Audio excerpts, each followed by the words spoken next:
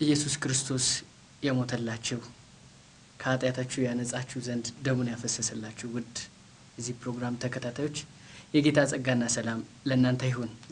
እግዚአብሔር በሰጠን እድሜ ዛሬም በሌላ ፕሮግራም ተመልሰናል። እንደምታስታውሱት ባለፈው ክፍል ሐዋርያው ጳውሎስ በአንደኛ ተሰሎንቄ ምዕራፍ 5 ላይ በመጨረሻ ለዛ ለነበረችው አጥቢያ እየሰጠ ያለውን ምክር መመልከት ጀምረናል። እስከ ቁጥር 18 የተለያዩ ምክሮችን አንስተናል። ከቁጥር 19 በኋላ ያሉትን የተወደዱ የሐዋርያው ምክሮች ዛሬ የምንቀጥል ይሆናል። እንግዲህ እግዚአብሔር በነገር ሁሉ ጸጋውን ያብዛልን። ክፍሉ እንዲህ ይላል። እስከ ቁጥር 22 ያለውን ስናነብ መንፈስን አታጥፉ፣ ትንቢትን አትናቁ፣ ሁሉን ፈትኑ፣ መልካሙን ያዙ፣ ከማናቸውም አይነት ክፉ ነገር ራቁ ይላል። እንግዲህ ወንድሞች በዚህ 4 ቁጥሮች ላይ የተቀመጡት ሐሳቦች ብዙ ጊዜ በተለያየ ሁኔታ የሚነሱና ብዙ ቅዱሳን የሚጠይቋቸው ጥያቄዎች ስለሆኑ የተወሰነ ጠለቅ ያለን የምንመለከትበት ክፍል ይሆናል። እንግዲህ ከመጀመሪያው ሐሳብ ስንነሳ ሐዋርያው መንፈስን አታጥፉ ሲል ይናገራል። ምንድነው መንፈስን ማጥፋት በሚለው ውይይታችንን እንጀምራለን።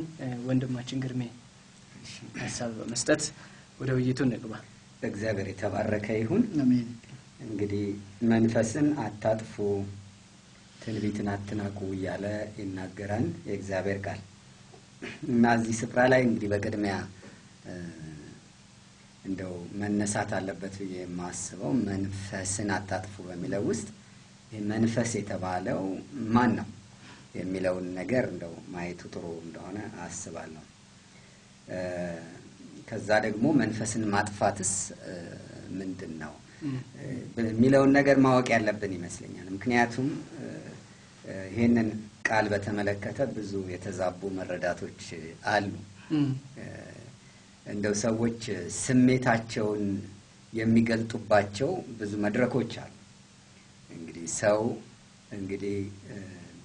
በነፍሱ በስሜቱ ኢሞሽናሊ የሚሆነው ነገር አለ። ያንን ስሜት የፈጠረውን ነገር የመንፈስ ቅዱስ አድርጎ መውሰድ እና ሰዎች ራሳቸውን ወደ መግዛት እንዲመጡ ሲመከሩ ከስሜት ውጪ ሆነው በእግዚአብሔር መንፈስ መመራት እንዳለባቸው ሲገሰጹም ሲመከሩም ይሄን ጥቅስ በመጥቀስ ይከራከራሉ። መንፈስን አታጥፉ ተብሏል የሚል ነገር እዛ ስፍራ ላይ ግን መንፈስን ማጥፋት ሳይሆን የሰውን ስሜት የስጋን ፈቃድ ማጥፋት ነው በዛ ምክር እየተሰጠ የነበረው። እና ከዚያ አኳያ ያላግባብ የስጋ ሐሳቦች የስሜታዊ እንቅስቃሴዎችን ለማስፋፋት ጥቅሱን በማጣመም የመጠቀም ነገር ስላለ ጠጋ ብለን ማየት አለብን። እና መንፈስ የተባለው እዚህ ጋር ማን የሰው የራሱ ስሜት አይደለም፣ ወይም ደግሞ የተማማቀ የተጋጋለ የጉባኤ ጠባይ አይደለም። እዚህ ጋር መንፈስ የተባለው ራሱ መንፈስ ቅዱስ። በቅድሚያ ይሄንን ማወቅ መቻል አለብን። መንፈስ ቅዱስን አታጥፉ እንደማለት ነው። ግን ይሄ በራሱ ሌላ ጥያቄ ያስነሳል። ራሱ መንፈስ ቅዱስ ሕያው የሆነ ማንነት ወይም ከአብና ከወልድ ጋራ የራሱ የሆነ ማንነት ያለው አካል ነው። ልብ በሉ። እሱን ማጥፋት ይቻላል ወይ የሚለውም ደግሞ ሌላ ጥያቄ ነው። እሱን በማንነቱ መንፈስ ቅዱስን ማንም ሊያጠፋ አይችልም። ይሄ ግልጽ ነገር። ታዲያ ምንድነው ለተሰሎንቄ አማኞች መንፈስን እንዳያጠፉ የተመከሩበት ነገር ምንድነው የሚለውን ነገር መጠየቁ መልካም ነው። ከዚያ አኳያ ስንወስድ መንፈስ ቅዱስ ራሱን በቅዱሳን መካከል የሚገልጥባቸው ነገሮች እንድናስታውስ ያደርጋል። እንግዲህ የሚገለጥባቸው ነገሮች ራሱ መንፈስ ሊባሉ የሚችሉበት ሁኔታ አለ። እስኪ እንዴት ብለን ማብራራት ያስፈልጋል። ለምሳሌ ብዙ ቁጥር የሚነገርበት ሁኔታ አለ። መንፈስ ቅዱስ ራሱ መናፍስት ተብሎ አንዱ መንፈስ በብዙ ቁጥር የሚነገርበት ሁኔታ አለ። ለምሳሌ አንደኛ ቆሮንቶስ ምዕራፍ 14 ላይ የነቢያት መናፍስት ለነቢያት ይገዛሉ የሚል ቃል እናነባለን። መናፍስት ተብሎ ዕብራውያን ምዕራፍ 12 ላይ ደግሞ እግዚአብሔር ሲጠራ የመናፍስት አባት ተብሎ ከውሃና ከመንፈስ የተወለዱ ልጆችን የሚያመለክት። እንግዲህ ለምንድን ነው እንደዚህ ሊሆን የቻለው ብለን መጠየቅ መቻል አለብን። አንዱ መንፈስ በተለያዩ ሰዎች ውስጥ ሲሰራ፣ በተለያዩ ነቢያት ውስጥ ሲሰራ፣ በተለያዩ አማኞች ውስጥ የዳግም ልደትን ሲያመጣ እና ወዘተ በሰዎቹ ነው የሚበዛው እንጂ በራሱ አይደለም። በራሱ አንድ መንፈስ።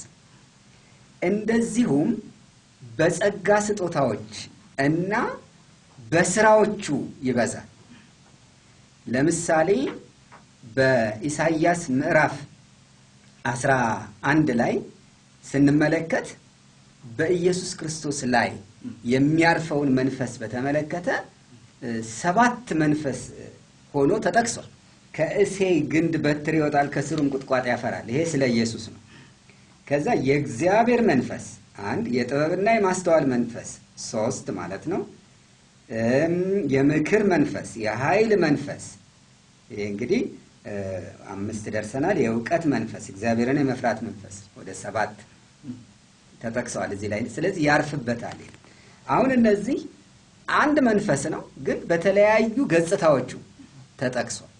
ይሄ እንግዲህ ራእይ ዮሐንስ ምዕራፍ 4 ጀምሮ ከምዕራፍ 1 ጀምሮ 7ቱ መናፍስት ተብሎ እየተጠራ የምናገኘው እንደሆነ እናውቃለን። እንግዲህ ይህንን ማንሳት ያስፈለገኝ ለምንድን ነው? መንፈስ ቅዱስ ራሱን በተለያዩ ገጽታዎች፣ በስራዎቹ፣ በጸጋ ስጦታዎችም ጭምር ራሱን በመካከላችን ይገልጣል። እንግዲህ በጸጋ ስጦታዎች ብዙ ቦታ ማየት ይቻላል እና 9ኙን ስጦታዎች መጥቀስ ይቻላል። አንደኛ ቆሮንቶስ ምዕራፍ 12 ላይ በዚያው መንፈስ ነው ሁሉም ስጦታዎች እንደሚሰጡ የሚናገረው። ታዲያ መንፈስን አታጥፉ ማለት ምን ማለት ነው? እንግዲህ መንፈስ ቅዱስ የጥበብ መንፈስ ሆኖ ሲመጣ በመካከላችን ጥበብ የጎደለው አካሄድ ካለ የጥበብን መንፈስ አጠፋን ማለት ነው። የእውቀት መንፈስ፣ የማስተዋል መንፈስ፣ እግዚአብሔርን የመፍራት መንፈስ እያለ ይሄዳል። እግዚአብሔርን መፍራት ከሌለ መንፈስን ማጥፋት ይኖራል ማለት ነው እና አንድ እዚህ ላይ እንዲሁ ማስገንዘብ የምፈልገው ነገር ምንድን ነው? በመጽሐፍ ቅዱስ ውስጥ ብዙውን ጊዜ የእግዚአብሔር መንፈስ ከስጋ ጋር ተቃራኒ ሆኖ ቀርቧል። በሮሜ ምዕራፍ 8 ላይ እና በገላትያ ምዕራፍ 5 ላይ ይሄንን ብዙ ጊዜ ስንማር የምናገኘው የመንፈስ ፈቃድና የስጋ ፈቃድ ተቃራኒ ሆነው ቀርቧል። የስጋ ስራና የመንፈስ ፍሬዎች ተቃራኒ ሆነው ቀርበዋል። ስጋ በመንፈስ ላይ፣ መንፈስም በስጋ ላይ ይመኛል ይለናል ገላትያ። ስለዚህ ምን ማለት ነው? መንፈስን የሚያጠፋው ነገር ምንድን ነው ተብሎ ቢጠየቅ ስጋዊነት። እውነት ለመናገር አሁን በየጉባኤው የተለያዩ በስጋ የሆኑ ስሜታዊ እንቅስቃሴዎች የመንፈስ ቅዱስ ሆነው መቅረባቸው ተቃራኒ ነው ብዬ አስባለሁ። እንደው መንፈስን የሚያጠፋ ነገር ዝም ብሎ እንደው እንደ ዘፈን ዳንኪራ በመዝሙር ጭፈራ ውስጥ መግባት ለምሳሌ፣ እንዲሁም ደግሞ ፕሮግራም አውጥቶ 1 2 3 ብሎ የሚያመልከውን ሰው የሚዘመረውን መዝሙር አስቀድሞ ወስኖ ከዚህ በኋላ ከዚህ ቀጥሎ የሚሆነው ይሄ ነው እያለ በሰው ቁጥጥር ስር የሆነ ስርዓት አምልኮና ጸሎት ማድረግ እና የመሳሰሉ የሰው እጅ የገባባቸው አገልግሎቶች እና ጉባኤዎች እንደውም መንፈስን የሚያጠፉት እነሱ ናቸው። ለምን? በመንፈስ ቅዱስ ቦታ ስጋ እጁን አስገብቷል። የሰው ሐሳብ የተቀመረ የሰው አእምሮ አሰራር እጁ ገብቷል። የስጋ ስሜቶች የበላይነትን አግኝተዋል፣ ተቀዳጅተዋል። ስለዚህ መንፈስ ቅዱስ እንዴት አድርጎ ነው በዛ ጉባኤ መካከል ስራውን የሚሰራው? መንፈስን የሚያጠፋ ብዙ ነገር ቢኖር አንዱ የሰው ጣልቃ ገብነት፣ የስጋ ሐሳብ፣ የስሜቶቻችን የበላይነት እንደሆነ እረዳለሁ እንደ ጉባኤ። ግን ከዚህ ባለፈ ደግሞ አንድ ሰው በግሉ በውስጡ ደግሞ የመንፈስ ቅዱስን ድምጽ ካለመስማት ጋር ተያይዞ ምናልባት እዚህ ላይ ተጨምሩበታላችሁ በሱ ሊገለጥ ያለውን የእግዚአብሔር መንፈስ እና ስራ ሊያጠፋ የሚችልበትም እድል ይኖራል። ያንንም ለማለት ጭምር ነው። ስለዚህ በሁለት አይነት ነው የምናየው። አንዱ በጉባኤ መካከል፣ ሁለተኛ በእያንዳንዳችን ውስጥ መንፈስን ማጥፋት ይቻላል። ያ እንዳይሆን መንፈስን አታጥፉ ተብለን ተመክረናል። የተወሰኑ ሐሳቦችን ለመጨመር ያህል ነው። በመጀመሪያ መንፈስ ቅዱስ ከባለ 50 ቀን ጀምሮ ከአማኞች ጋር ነው ያለው፣ ከቤተ ክርስቲያን ጋር ነው ያለው፣ ከእያንዳንዱ አማኝ ጋር እና ይሄ መንፈስ ከኛ ጋራ እየኖረ ያለ በብሉይ ኪዳን ሰዎች እግዚአብሔርን ሲበድሉ መንፈስን የሚያሳዝን ነገር ሲያደርጉ ጥሏቸው ይሄድ ነበር። ዳዊት ብሏል፣ ቅዱስ መንፈስን ከኔ አትውሰድብኝ ብሏል። ከሳውል ላይ ደግሞ መንፈስ ቅዱስ ራቀው፣ በፈንታው ርኩስ መንፈስ ገባ ተብሏል። በአዲስ ኪዳን ግን መንፈስ ቅዱስ የተሰጠን ለዘላለም ከናንተ ጋር እንዲኖር ተብሏል። ስለዚህ ለዘላለም ከኛ ጋር ከአማኙ ጋር ነው የሚኖረው። ለዘላለም ከኛ ጋር የሚኖር ከሆነ ደግሞ መንፈስ ቅዱስን የምንበድልበት ወይንም የምናሳዝንበት ሁለት ነገር አለ። አንዱ ኤፌሶን ምዕራፍ 4 ቁጥር 30 ላይ እንዳለው መንፈስን አታሳዝኑ የተባለበት ሁኔታ አለ። ይሄ በሞራል ውድቀት ውስጥ እግዚአብሔርን አማኙ መበደል ሲጀምር ኃጢአት ውስጥ ሲወድቅ ምን እያደረገ ነው? ከእርሱ ጋር ያለውን ቅዱሱን መንፈስ እያሳዘነው ነው። በዚህ ላይ ደግሞ በይበልጥ መንፈስ ቅዱስ ሊገልጥ ያለውን ነገር ደግሞ እንዲገልጥ ሳንፈቅድ ስንቀር ያንንም መንፈስ ቅዱስ እኛ ሊቆጣጠረን እየተገባ እኛ መንፈስ ቅዱስን እንቆጣጠር በመንልበት ጊዜ ግን መንፈስን ማጥፋት ይመጣል ማለት ነው። እና ከዚህ አንፃር ያው መንፈስ ቅዱስ በሁለት ነገር ልንበድል እንችላለን ወይንም ልናሳዝን እንችላለን። በኃጢአት እንደገና ደግሞ በእኛ ውስጥ ሊገልጠው ያለውን ነገር ፈቃደኛ ባለመሆን ያንን መንፈስ እንቆጣጠር በመንልበት ጊዜ ይሄ ሊመጣ ይችላል። ሌላው ምናልባት መንፈስን አታጥፉ የሚሉ ሰዎች ቅድም ግርማ ገልጾታል። ይሄን ጥቅስ በተሳሳተ መንገድ የሚረዱት ሰዎች አሉ። የፈለጉትን ነገር ለማድረግ መንፈስ ቅዱስ ማጥፋት አድርጎ መቁጠር አለ። ለምሳሌ በማይገባ ሁኔታ ጉባኤ ላይ ቆሮንቶስ ላይ ቀርቧል። ቆሮንቶስ ምዕራፍ 14 ላይ ሁሉም በልሳኖች ቢናገሩ ያልተማረ ወይንም የማያምን ሰው ይመጣ አብደዋል አይደለም የሚል ነገር አለ እና እግዚአብሔር የሥርዓት አምላክ ነው ተብሏል። እና ከሥርዓት ውጪ በሚኮንበት ጊዜ እዚህ ላይ አስተዋይ ሰዎች በእግዚአብሔር መንፈስ ተመርተው ያስተዳደር ጸጋ ያላቸው ሰዎች ይሄ ነገር አይገባም ሲሉ ሰዎች መሸፈኛ የሚያደርጉት ምንድነው? መንፈስን አታጥፉ ተብለዋል የሚል ነው። የራሳቸውን ሽንፍና ስጋዊነታቸው ነው ዛጋ ያለው። ቆሮንቶስ ውስጥ ሁሉም ልሳን እንዲናገሩ ያደረገው ስጋዊነት ነው፣ ስጋዊነታቸው ነው። ያንን ለመሸፈን ሲሉ ይሄንን የሚጠቀሙበት ሁኔታ አለ። በአጠቃቀም ደረጃ ግርማ እንዳቀረብከው ነው ምንድነው ሰዎች እግዚአብሔር በእነሱ ላይ የሚገልጠው ነገር እንዲገልጠው ሳይፈቅዱ ሲቀሩ መንፈስ ቅዱስን እያጠፉ ነው ያሉት፣ ወይንም በእነርሱ ሊገልጥ ያለውን የእግዚአብሔርን መንፈስ እየከለከሉት ነው ያሉት ማለት ነው። እና ይሄ ማለት ምን ማለት ነው? በእኔ ውስጥ ያለውን መንፈስ እኔ ልቆጣጠረው እችላለሁ ወደ ማለት ነው። ለምሳሌ የሐዋርያት ሥራ ምዕራፍ 2 ላይ ከዛ በፊት ሐዋርያት ድፍረት የላቸውም፣ አቅም የላቸውም ነበር። ነገር ግን ልክ መንፈስ ቅዱስ ወረደ ወይንም ሞላቸው። በሞላቸው ጊዜ ግን ከዚህ በኋላ ራሱ ያ መንፈስ ነው የመራቸው። እንደውም አንዳንድ ጊዜ መንፈስ ቅዱስ መምራት አለ አይደለ? መንፈስ ቅዱስ እንደገና ደግሞ በመንፈስ ቅዱስ ተወሰደ የሚል ቃል እንመለከታለን። በመንፈስ ቅዱስ መነዳት ደግሞ አለ። እንግዲህ መነዳት የሚለውን ሙሉ ለሙሉ ለማን ትተሃል? ራስን ለዚያ መንፈስ ትተሃል ማለት ነው። እና ይሄንን የሚያሳይ ነው። እኔ ምናልባት ሁለት ጥቅሶች ብቻ ነው ከዚህ አንፃር በብሉይ ኪዳን እሱ ጥሩ ይገልጻሉ ብዬ ስለማስብ ነው። አንዱ ዘፍጥረት ምዕራፍ 24 ላይ ያ የአብርሃም ሎሌ በመጽሐፍ ቅዱስ የመንፈስ ቅዱስ ምሳሌ ተደርጎ እንደውም የሚቀርብ ነው። ይሄ ርብቃን ይዞ ወደ አብርሃም ቤት ይዞ ለመሄድ የእግዚአብሔር ዘላለማዊ እቅድ የሚፈጸምበት ይስሐቅም ደግሞ ሚስቱን ሊያገኝ ይዞ ሊሄድ ሲል ማን የከለከለው? ላባና ቤተሰቡ አይ ጥቂት ከኛ ጋር ትቆያለ እና ያለው ነገር ምንድነው? አታዘግዩኝ እግዚአብሔር መንገዴን አቅንቶልኛልና ነው። ልክ ዛሬ መንፈስ ቅዱስ በእኛ ውስጥ ሊሰራ ያለውን ነገር እኛ በምንከለክልበት ጊዜ ዛሬም የሚለን ነገር ቢኖር ይሄ ነው። አታዘግዩኝ ነው። ልስራ የሚገባኝ ልስራ ነው።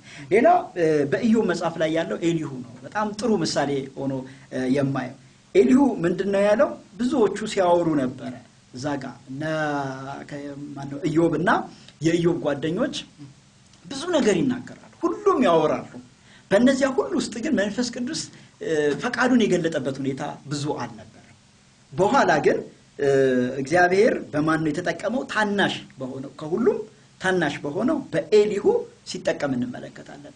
ኤሊሁ ላለመናገር በጣም ራሱን እንደታገለ ከመልእክቱ እንመለከታለን። ላለመናገር እነዛን ሰዎች እንዴት እናገራቸዋለሁ? ከኔ በእድሜ ይበልጣሉ የሚል ነው። መጨረሻ ላይ ግን ያለው ነገር ምንድነው? ብዙ ሐሳቡን ታገኙታላችሁ። ምዕራፍ ኢዮብ 32 ቁጥር 18 ላይ እኔ ቃል ተሞልቻለሁ በውስጤም ያለ መንፈስ አስገድዶኛል ነው ያለው። ወረድ መልእክቱን እናገኘዋለን። እኔ ታናሽ ነኝ እያለ ነው የሚናገረው። ነገር ግን ያ መንፈስ አስገደደው። ሲያስገድደው ተናገረ።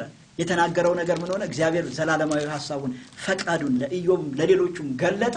በጣም ደስ የሚል መለኮታዊ የሆነ ውጤት በረከት ሲመጣ እንመለከታለንና አንደኛ በአገልግሎቶች የጸጋ ስጦታዎችን እንደሚገባ እንዳይገለጡ ማፈን አንድ ነገር ነው።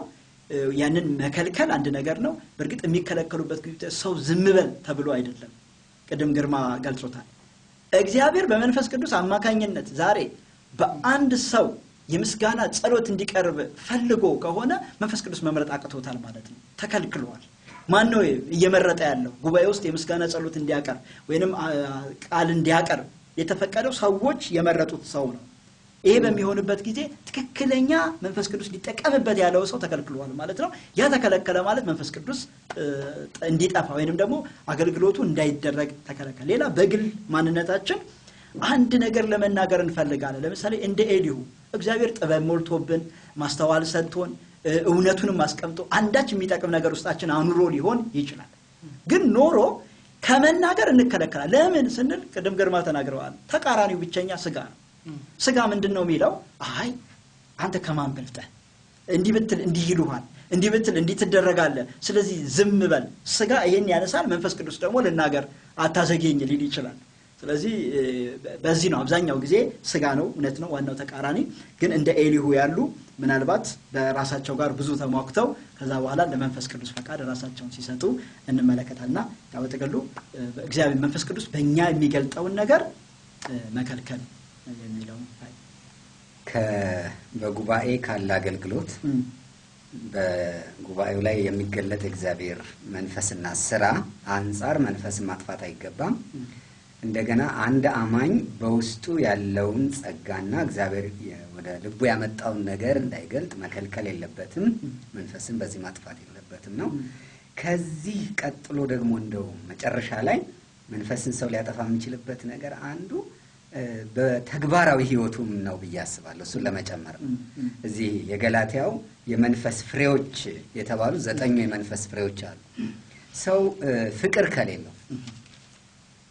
ፍቅር ከሌለው በራሱም በሰዎችም ዘንድ ያለው መንፈስ ያጠፋል።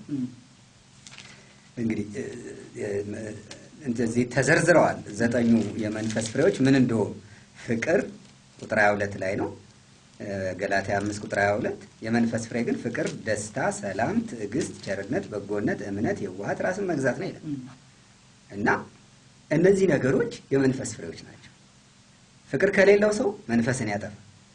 ደስታ ከሌለው መንፈስ የእግዚአብሔር መንፈስ በዛ የለም። ሰላም ከሌለው፣ ትዕግስት ከሌለው፣ ቸርነት፣ በጎነት፣ እምነት፣ የዋሃት ከሌለው መንፈስ ቅዱስ በዛ ህይወት ውስጥ አለመኖሩን የሚያሳዩ ናቸው እነዚህ። ስለዚህ በተግባራዊ ህይወታችን የመንፈስ የሆኑ ፍሬዎችን ማሳየት ያስፈልጋል እና ከዚህ ሁሉ በጣም የሳበኝ የመጨረሻው ራስን መግዛት የሚለው እንደ መደምደሚያም ሆኖ ነው የተጠቀሰው እና ይሄንን ማለት የሚያስፈልገው ለምንድን ነው? ሰው ግለሰቦች፣ አማኞች ራስን የመግዛት መንፈስ ካላቸው መንፈስን አያጠፉም። ግን ቅድም እንደተባለው ራሳችንን ገዝተን እናምልክ፣ እናገልግል፣ እንናገር በሚባልበት ጊዜ እንደውም ጭራሽ መንፈስን እንደማጥፋት የወሰዱ ሰዎች አሉ። ራስን መግዛት ግን እንደውም የመንፈስ ቅዱስ መኖር ምልክት ነው። ሁለተኛው ጢሞቴዎስ የምናውቀው እግዚአብሔር የኃይል የፍቅር ራስን የመግዛት መንፈስ ሰጥቶናል። እግዚአብሔር የፍቅር የኃይልና ራስን የመግዛት መንፈስ ሰጥቶናል እንጂ ለባርነት የፍርሃት መንፈስ አልተሰጠንም ተብሎ። ስለዚህ ምንድነው ትልቁ ነገር?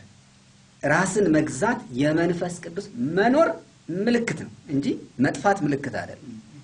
እንስከን ራሳችንን ገዝተን እግዚአብሔር መንፈስ እያዳመጥን እናምልክ፣ እንጸልይ፣ እንናገር የሚሉት ምክሮች ራሳቸው ከእግዚአብሔር መንፈስ እንደሆኑ ነው። የኤልያስን ማየት እንችላለን። በኮሬብ ተራራ ላይ በነበረ ጊዜ የነበሩ 3 ነገሮች አሉ አይደል? እግዚአብሔር በነፋስ ውስጥ የለም፣ በእሳት ውስጥ የለም። መጨረሻ ግን ምንድነው የሆነው? የሽውታ ትንሽ የዝምታ ድምጽ ሲኖር ነው አይደል? ስለዚህ ይሄ ኳይትነስ በቃ በዚህ በዝምታ ውስጥ እግዚአብሔር መንፈሱን በኃይል እንዴት እንደሚገልጥ የምናይበት እና ቅዱሳን ይሄንን በጣም በማስተዋል እንዲረዱት ለማሳሰብ ያህል ነው። እንግዲህ ወንድሞች በሰፊው መንፈስን አታጥፉ የሚለውን ቃል በዛው በእግዚአብሔር ቃል ተንተናችሁታል። ያው ችግርም የሆነው የእግዚአብሔርን ቃል በሌላ ቃል ስንተነትነው ነው።